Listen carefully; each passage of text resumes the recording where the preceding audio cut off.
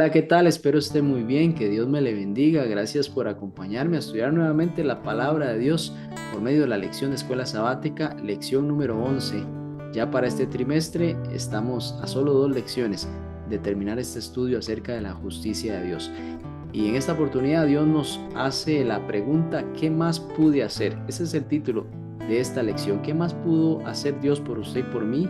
¿Qué más pudo haber hecho Dios para evitar el pecado, para evitar la maldad, el sufrimiento de los seres humanos? ¿Será que Dios pudo haber hecho algo más considerando ese fundamento de su gobierno que está basado en el amor, en el libre albedrío? ¿Será que Dios pudo haber hecho algo más por usted y por mí después de todo lo que ya ha hecho? Bueno, vamos a buscar darle respuesta a esa pregunta con este interesante tema. Así que, bueno, quédese conmigo, ya sabe, porque ya casi iniciamos.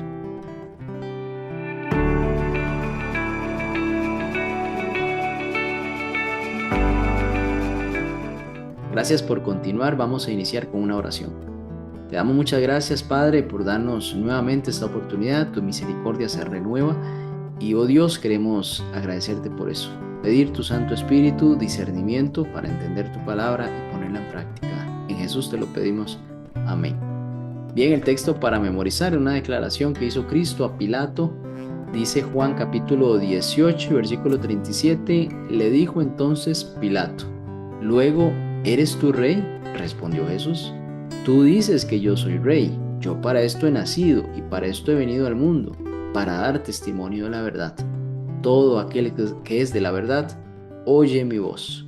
Vemos esta declaración de Cristo indicándole a Pilato que su misión era dar testimonio de la verdad, dar a conocer el verdadero carácter de Dios su Padre. Y todo aquel que es de la verdad, es decir, todo aquel que quiere conocer acerca de Dios, entonces oye la voz de Cristo, porque Cristo es la forma de llegar al Padre y conocer esa verdad.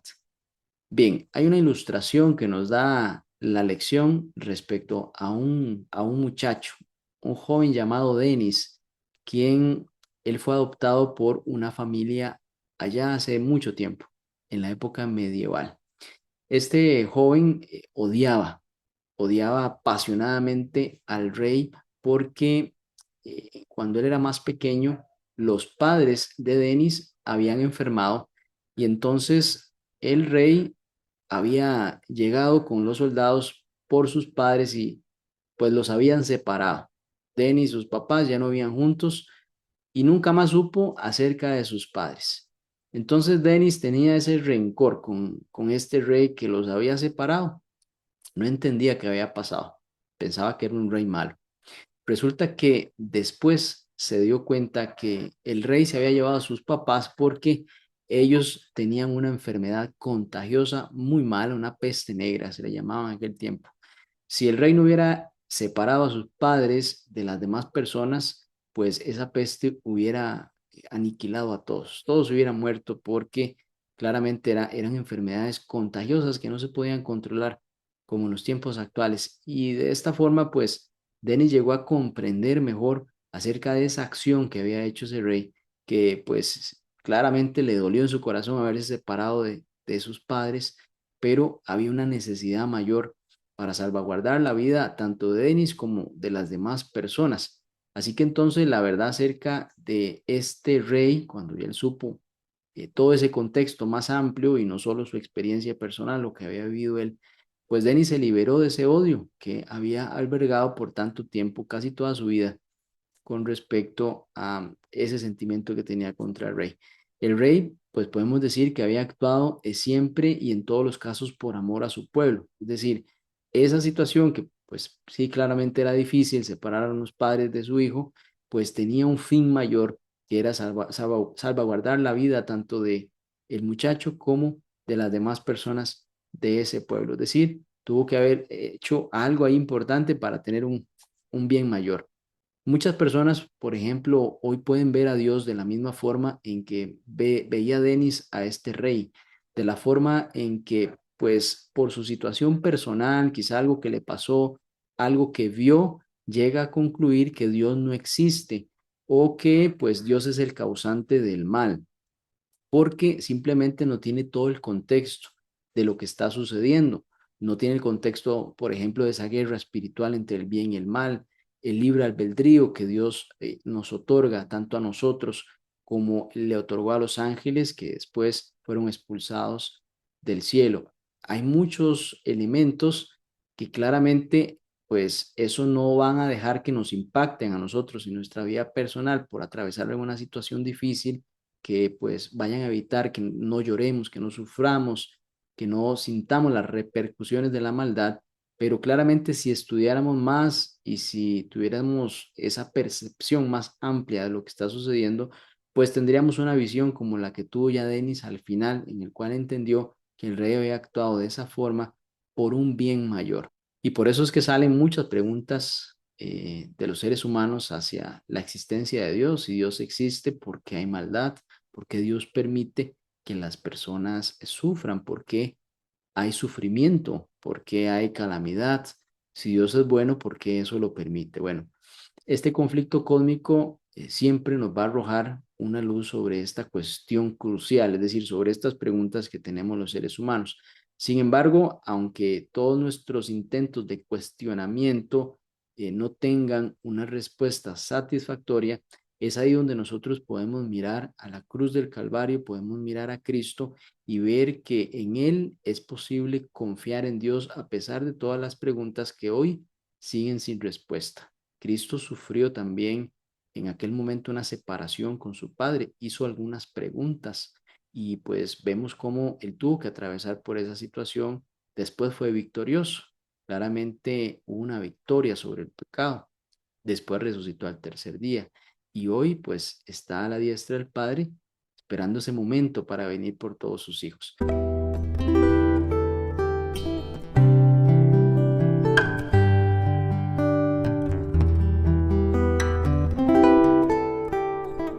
Bien, claramente tenemos este enemigo identificado. Tenemos un enemigo identificado, ese enemigo de Dios, de Cristo y también de los hijos de Dios, a los que quieren seguir a Cristo.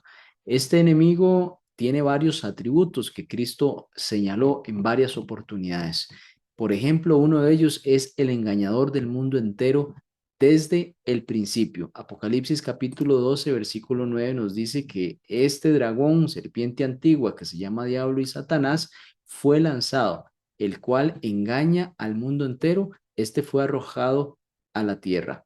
Sabemos cómo Satanás fue el instigador allá en el cielo para que una tercera parte de los ángeles fuesen expulsados después de haber hecho negociaciones y tratos, proponiéndoles ahí algunas situaciones a estos seres, pues engañoso es desde ese tiempo y a esta tierra ha venido como padre de la mentira. Es claramente un engañador. Así también Cristo le dijo a los fariseos, a los que no querían escuchar su palabra, en Juan capítulo 8, versículo 44, ustedes son de vuestro padre el diablo y los deseos de vuestro padre quieren hacer. Él ha sido homicida desde el principio y no ha permanecido en la verdad porque no hay verdad en él. Cuando habla mentira, de suyo habla, porque es mentiroso y padre de la mentira. Definitivamente, esta es una de las principales características de Satanás, que es mentiroso, padre de la mentira, experto en el engaño. Por eso nosotros estamos en desventaja cuando establecemos algún tipo de comunicación con Satanás, porque definitivamente llevamos las de perder. Eres experto en engañar. Lo vemos también con Adán y Eva, como allá en el huerto del Edén, justamente ahí frente al árbol del conocimiento de la ciencia del bien y del mal, con una serie de argumentaciones, enredó a Eva para hacerla caer en el pecado. Dice claramente, la engañó. Así lo muestra 2 Corintios capítulo 11, versículo 13. El apóstol Pablo hace esa reflexión de cómo la serpiente astutamente engañó a Eva. Vuestros sentidos sean de alguna manera extraviados de la sincera fidelidad de Cristo. Ese era el temor de Pablo, como esta serpiente así engañó a Eva, que entonces los sentidos nuestros sean engañados también por la serpiente y extraviados de la sincera fidelidad de Cristo.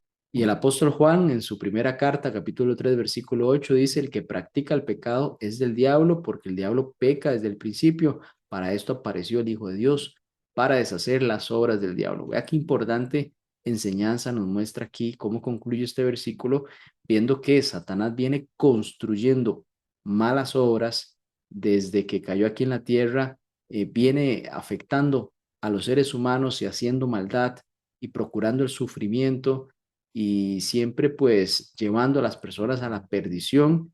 Vino Cristo para salvarnos de esa perdición y deshacer toda esa maldad, todo ese sufrimiento va a llegar a su fin y pues el diablo definitivamente ya está derrotado, no va a poder continuar. Y claramente otra característica que menciona la palabra es que Satanás es acusador. Él le gusta infringir ese mandamiento que dice no levantarás falso testimonio contra tu prójimo. Para eso existe ese mandamiento, porque así acusó también a Dios en el cielo de que Dios era un Dios tirano, de que Dios era injusto y mucho de ese argumento todavía él busca sostenerlo con los seres humanos y se apoya en la maldad que él mismo provoca. Hace creer a las personas que Dios es el causante del mal o que en su totalidad Dios no existe, porque si existiera, ¿cómo es que esa maldad todavía está? Se aprovecha entonces de esas circunstancias para acusar a Dios. Y así como acusa a Dios y así como es enemigo de Dios, así también acusa a los seres humanos y pues busca que usted y yo nos sintamos de forma tal que no tenemos perdón. Él desea que usted y yo lleguemos a una conclusión que ya no merecemos más perdón porque nos pasa acusando, nos pasa haciendo sentirnos mal. Primero nos tienta y nos lleva al pecado y el pecado claramente nos hace sentir mal, nos hace nos lleva a la destrucción y pues ahí es donde Él quiere simplemente llevarnos y que nosotros sintamos que no tenemos más esperanza. Pero por la gracia de Dios, en su Hijo Jesucristo nosotros obtenemos perdón y podemos empezar de nuevo, podemos levantarnos, podemos seguir adelante, a pesar de que hemos caído muchas veces. Cristo siempre tiene los brazos abiertos, mientras la puerta a la gracia esté abierta, nosotros podemos acceder a ella y así obtener el perdón.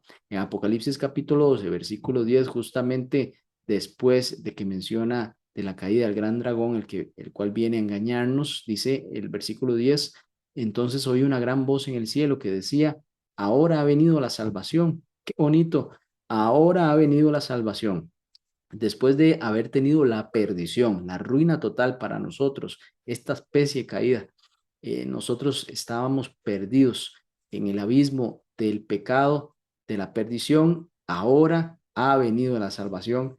Gracias a Dios por eso. La gloria sea para Dios. El poder y el reino de nuestro Dios y la autoridad de su Cristo, del Mesías, del enviado, porque ha sido lanzado fuera el acusador de nuestros hermanos, el que los acusaba delante de nuestro Dios día y noche. Mire, esta situación es impresionante, cómo Satanás se aboca todo tiempo en acusar, dice aquí, a nuestros hermanos.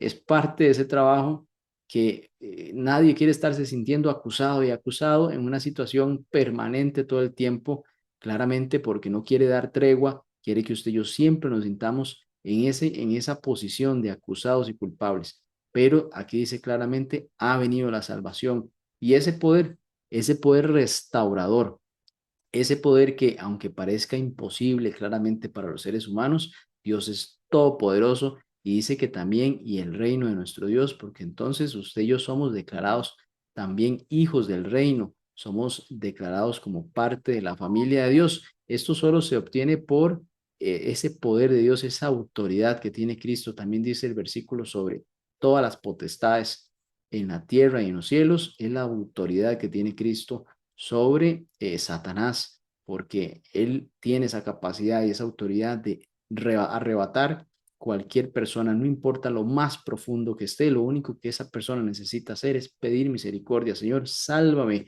y después tener una actitud victoriosa en el nombre de Cristo, y así va venciendo cada una de las luchas. Entonces vemos cómo esta es otra segunda característica. Zacarías capítulo 3 versículo 1 y 2 también nos dice cómo en visión del sumo sacerdote Josué le mostró, dice, el cual estaba delante del ángel de Jehová y Satanás estaba a su mano derecha para acusarle.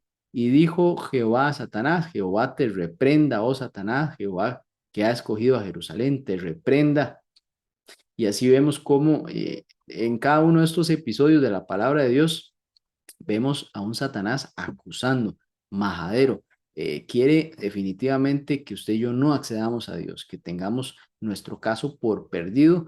Y así pues, muchas personas lamentablemente han cedido ante este pensamiento de derrota total. Pero dice la palabra que en Cristo somos más que vencedores, por eso siempre debemos de llevar un mensaje de esperanza. No importa la situación en la que está la persona, siempre debemos de llevar un mensaje de exhortación, pero también de esperanza, porque en Cristo hay salvación. Y la tercera característica que encontramos en el enemigo de Dios y enemigo nuestro es que es usurpador de este mundo. Adán fue el mayordomo inicial de este planeta junto con su esposa, pero con la entrada del pecado, no solo Satanás arruina la especie humana al introducir el pecado, introduce la muerte, el sufrimiento y el dolor, sino que también toma posesión de esa herencia que tenía Adán para administrar. Vemos cómo en la tentación que tuvo Cristo le ofrece los reinos, porque él mismo dice allí que a él le han sido dados y él a quien quiera se los da.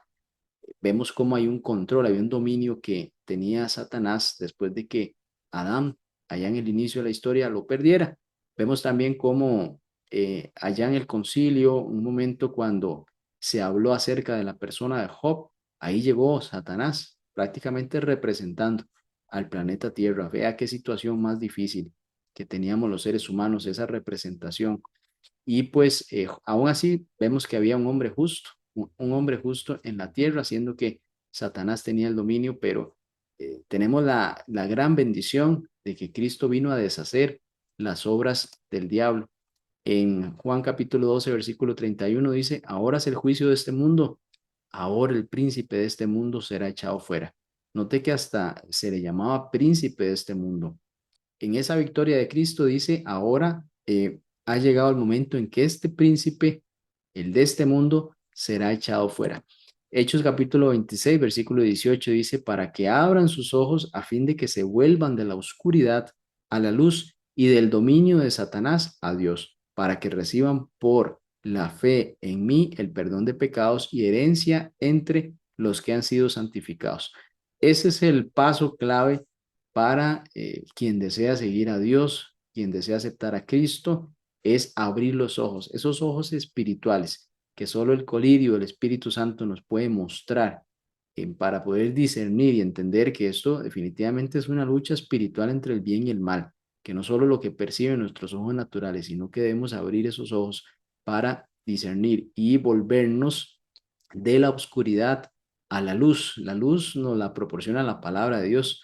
Cuando usted y yo accedemos a la palabra de Dios, entendemos por medio de su Santo Espíritu de este mundo espiritual que nos invita a adorar a Dios en espíritu y en verdad. Y además dice, y del dominio de Satanás a Dios. Es decir, pasamos de ser pertenencia de Satanás a ser pertenencia de Dios.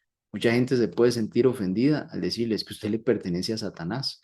Es grueso el tema, es algo difícil de que la persona muchas veces lo acepte bien, definitivamente, porque pareciera que es una ofensa, ¿no? Decirles que usted le pertenece a Satanás.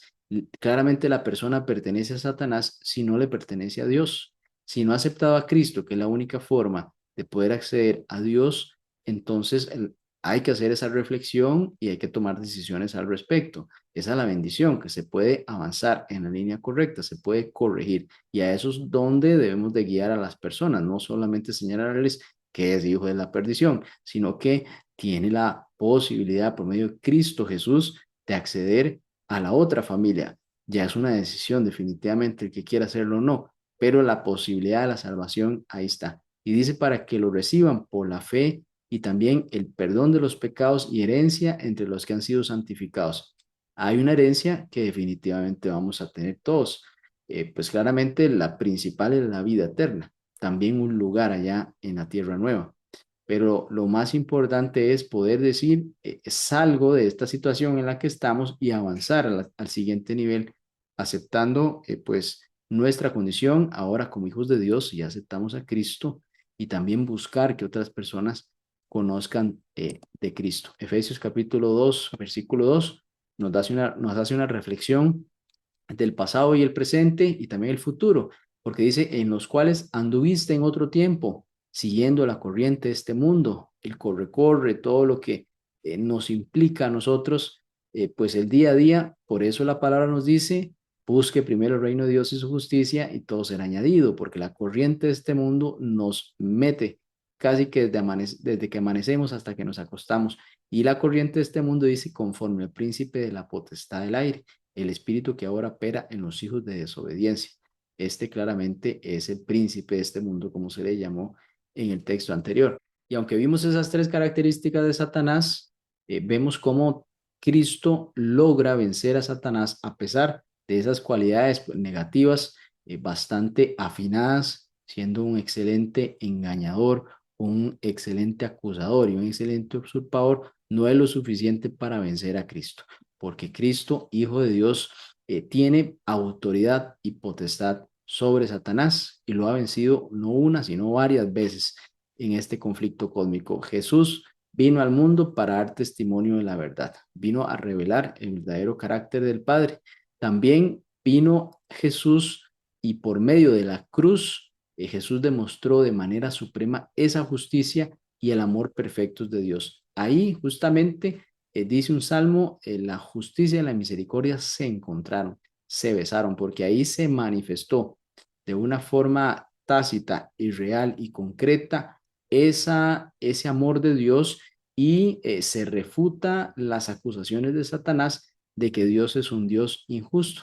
Vimos en unos estudios anteriores cómo la única forma de demostrar que Dios era justo era dejar que los eventos se fueran desarrollando de forma tal que llegaba un punto en que se revelaba el verdadero carácter, se revelaba el verdadero carácter de Dios, de Cristo y también el de Satanás y de sus secuaces. Entonces, pero eso lo único que podía hacerse era por medio del tiempo, de las acciones que el libre albedrío iban a permitir que cada una de estas cosas se demostrara básicamente por sí solas, ¿no? Y como punto número tres, Jesús finalmente destruirá el reino del diablo, es decir, llegará un momento en que ya la maldad dejará de existir. En este espacio de tiempo temporal que se le ha dado al diablo cierta autoridad para hacer ese sufrimiento, eso va a llegar a su fin. ¿Quién sabe que le queda poco tiempo? Definitivamente Satanás sabe que le queda poco tiempo, así también lo dice la palabra, ya fue derrotado en la cruz, eso tenemos que tenerlo claro, es una derrota ya lista para Satanás, para quienes quieran seguirlos, y eso lo sabe el diablo. Entonces está procurando como un león rugiente buscando a quien devorar, quitarle hijos a Dios y llevárselos pues a la perdición. Entonces, esto es muy importante, mis queridos hermanos, amigos, saber que Satanás está derrotado y que Cristo es el victorioso. Aquí lo único que usted y yo debemos decidir es por Cristo, es el bando, definitivamente el bando ganador.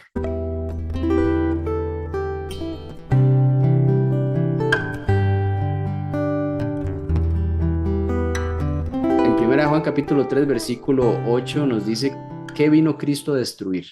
Interesante porque vemos cómo Cristo vino a construir, a dar esperanza, a construir un puente entre Dios y los hombres. Bueno, este versículo nos dice que Cristo vino a destruir las obras del diablo, toda esa maldad, ese imperio de maldad que el enemigo había construido por tanto tiempo, Cristo vino a destruirlo por medio de su ministerio. Y Hebreos capítulo 2, versículo 14 nos dice que para destruir por medio de la muerte al que tenía el imperio de la muerte, esto es al diablo, es decir, una dosis de su propia medicina. La muerte fue algo pues terrible para los seres humanos, irremediable para nosotros, pero Cristo por medio de esa muerte en la cruz logró destruir a Satanás, porque al ir Cristo a la cruz, al morir por nosotros y al haber sido obediente a su Padre y por su fe, es que el enemigo es derrotado y nosotros recibimos la herencia. Esta derrota total del dominio del enemigo, de Satanás, tiene que ocurrir en dos etapas, de una forma bastante macro. La primera es, Cristo refuta esas calumnias de Satanás, es decir, esa acusación que tenía Satanás contra Dios y su gobierno, pero lo hace por medio de la cruz. Recordemos que la forma de poder demostrar el verdadero carácter de Dios era únicamente por el tiempo y demostrado por las acciones. Entonces, la forma en la que Cristo puede demostrar eso es por medio de su muerte en la cruz. Ahí cuando Cristo triunfa en la cruz del Calvario se demuestra que Satanás estaba engañando y prácticamente mostrando un carácter equivocado de Dios. Y después, en la segunda etapa, el reino de Satanás, con sus secuaces, con sus ángeles, serán destruidos.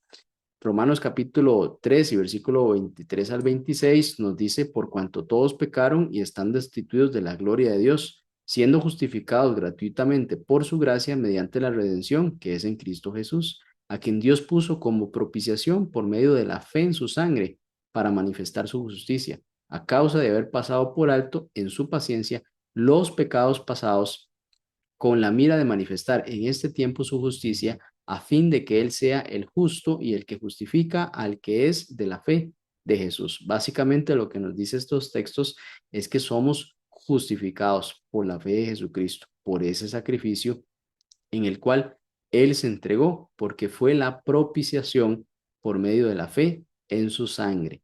Hemos estudiado por bastantes lecciones que el enemigo afirma acerca de Dios que su carácter no es justo y que Él no es un Dios amoroso. Sin embargo, vemos básicamente la Biblia se trata de eso, cómo Dios proveyó a la persona de Cristo, la máxima manifestación de la justicia y de amor divinos, y lo hizo por medio de ese sacrificio hermoso en la cruz del Calvario. La cruz representa salvación. Ese símbolo de humillación en el tiempo romano representó para los cristianos un símbolo de victoria, un símbolo que ahí era humillación, pero realmente fue un símbolo de victoria. Leamos el deseado de toda la gente, es página 722, relacionado al momento en que Cristo vence en la cruz. Dice, después de la muerte de Jesús, Satanás vio que su disfraz le había sido arrancado. Su administración quedaba desenmascarada delante de los ángeles que no habían caído y delante del universo celestial. Se había revelado como homicida al derramar la sangre del Hijo de Dios. Había perdido la consideración de los seres celestiales. Así que si había una duda del carácter de Dios, justamente al Cristo morir en la cruz y hacerlo en la forma que todo eso sucedió en su ministerio, pues demostraba a los seres celestiales que Dios siempre les había dicho la verdad, que era un Dios justo y que buscaba lo mejor para sus seres. Al darle el libre albedrío, lo que les daba era la posibilidad de elegirlo a Él por amor. Así que, como dice el texto aquí de la señora White, el deseo de todas las gentes, eso quedó desenmascarado. El enemigo quedó desenmascarado y se mostró sus verdaderas intenciones y también el carácter de Dios como el amor perfecto. Y al analizar la historia de la redención, nos va a proveer bastantes y suficientes evidencias de que nosotros podemos confiar que Dios siempre obra para que lo bueno finalmente ocurra en favor de todos los implicados. Recordemos que siempre el Dios de las Escrituras va a hacer lo bueno. Todo lo bueno proviene de Dios. Tengamos confianza en eso. Aquí hay una pregunta que nos hace la lección. ¿Por qué es tan importante que en el conflicto cósmico se demuestre que Dios se caracteriza por la justicia y el amor? ¿Por qué es importante llegar a concluir en la razón, según su escritura, que Dios es un Dios justo, que Dios es un Dios de amor? Es muy importante para la reflexión también cómo te ayudan las obras de Dios a confiar en su amor, incluso en medio de las dificultades y el sufrimiento. ¿Cómo podemos perfilar a Dios como un Dios de amor y confiar en Él cuando las cosas pues no van bien en nuestra vida? Son dos preguntas que nos hace aquí la lección.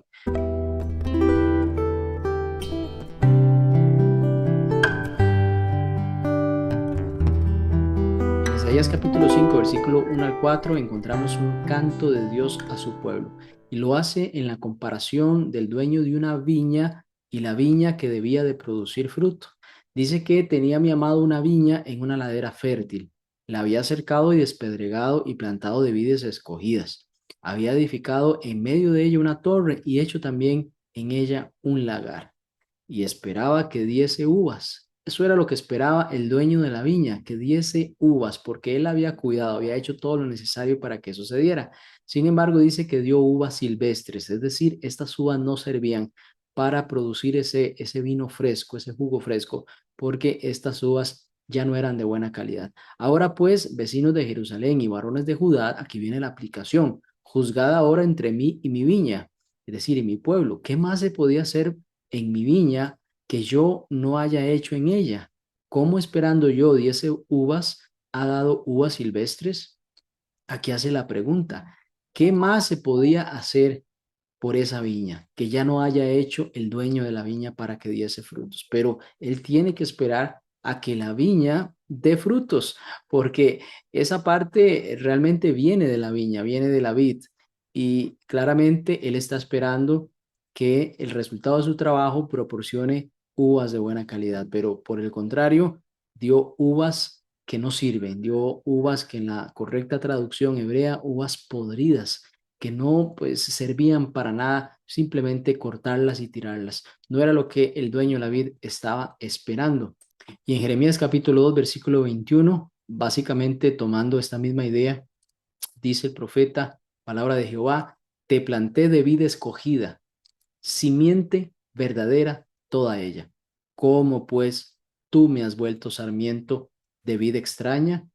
Es decir, cómo me has producido frutas o uvas inservibles, fruto inservible de esta viña, cuando yo te sembré de vid escogida, una simiente verdadera.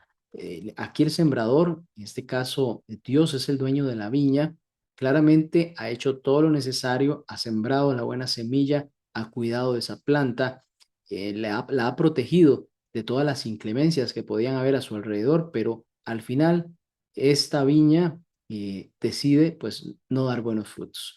Y justamente aquí vemos el trabajo de Dios en su pueblo.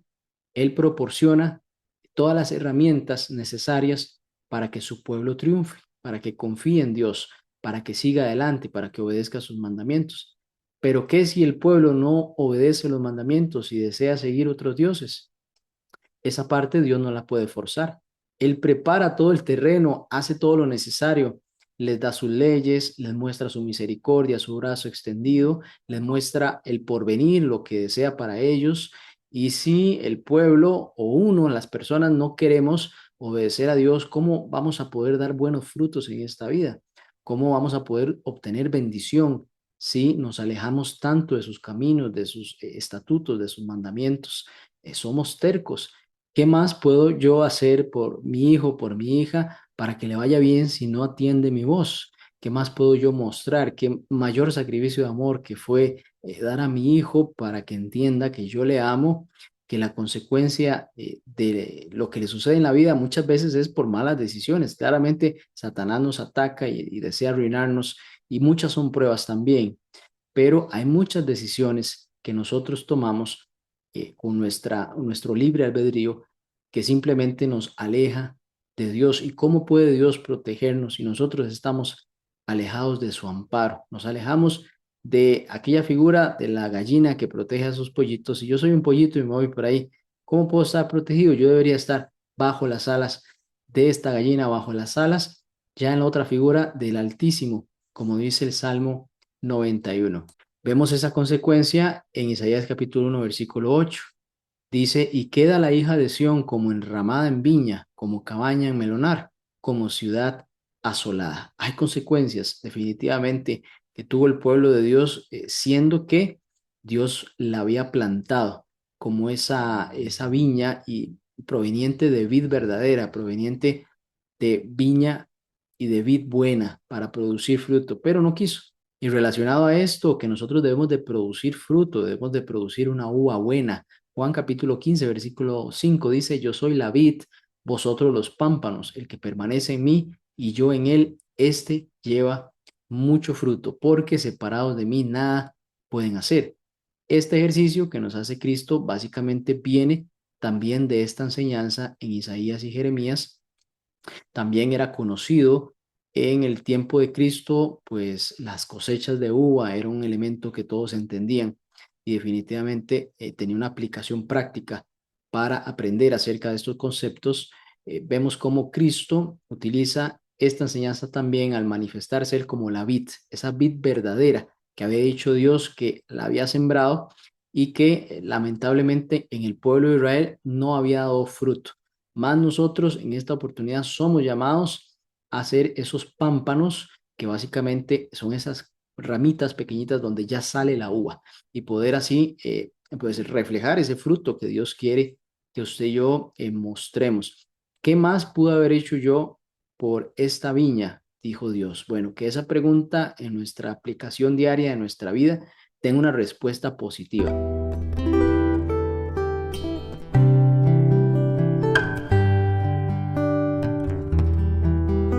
En Apocalipsis capítulo 15, versículo 3, encontramos cómo las evidencias demuestran que Dios ha sido un Dios justo.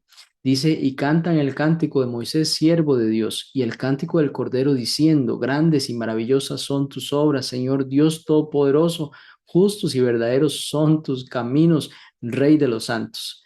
Todo este tiempo Satanás ha puesto a Dios como un Dios tirano, un Dios injusto. Aquí se demuestra por medio de todas las evidencias que han habido a lo largo de la historia, que Dios siempre ha buscado lo mejor para nosotros y que ha sido culpa definitiva de Satanás, la maldad, el pecado, el sufrimiento de los seres humanos. Aquí cantan acerca de la misericordia de Dios, de su justicia, de cómo Dios nos ha guiado aún en medio de situaciones que no entendemos. ¿Por qué sucedieron tantas cosas que en nuestra mente nos preguntamos, pero cómo Dios pudo haber permitido eso? Bueno, aquí vemos cómo los seres vivientes vamos a ser parte de ese cántico, los redimidos, todo aquel ser que alaba a Dios, los ángeles, van a declarar y van a ver esas evidencias que quedaron en los libros de la eternidad y cómo se ha ido desarrollando la historia de este mundo. Dios es un Dios justo y ahí va a quedar en evidencia. Con la cruz del Calvario, recordemos que Dios, por medio de la figura de Cristo, la persona de Cristo, logró vencer a Satanás, logró vencer las tentaciones, logró ser el Salvador del mundo por medio de su obediencia, de su fe. Llegó a vencer a Satanás. Ya Satanás es un ser vencido, que le queda poco tiempo. Debemos nosotros entender eso y saber que hay un conflicto cósmico tremendo que no dimensionamos. La verdad que la Biblia, pues claramente hay momentos en los que busca puntualizar eso, pero mucho de eso se escapa de nuestro entendimiento. Debemos de entender que hay una guerra cósmica, espiritual, entre el bien y el mal, y nosotros debemos entender eso para buscar alejarnos del enemigo, para buscar estar en los caminos de Dios, para buscar hacer su voluntad. Y que esa pregunta que hizo Dios a su pueblo, ¿qué más pude haber hecho yo por ellos para que tuvieran la salvación? Para nosotros tenga una respuesta en la cual haya sido suficiente. Todo eso que Dios haya hecho, lo hayamos nosotros valorado, aceptado en nuestra vida y haber obtenido ese premio, ese galardón, como es la vida eterna, gracias al sacrificio de Cristo, gracias a todo lo que ha hecho el cielo. Y sí, entendemos que pues Satanás tiene un breve control de este mundo, siendo un usurpador, pero Cristo ya venció y Él es más poderoso. Y en Cristo usted y yo somos más que vencedores. Debemos de seguir al Maestro, debemos de leer su palabra, estar en comunión constante y buscar, como dijo la parábola y aquel ejercicio, ser esos pámpanos que lleven fruto, un fruto bueno, un fruto que Dios espera en usted y en mí. Gracias por acompañarme y finalicemos con una oración. Te damos muchas gracias, oh Dios, por permitirnos en esta lección impresionante. Entendimos mejor este conflicto entre el bien y el mal, esas reglas que se establecen en tu gobierno basado en el amor, en el libre albedrío, que solo el tiempo van a demostrar y van a develar tanta situación que para nosotros es un misterio, Señor. Sabemos y queremos confiar en que eres un Dios de amor y que tienes todo bajo control. En el nombre de Jesús, amén. Nos vemos, si Dios lo permite, la próxima semana. Que estén bien.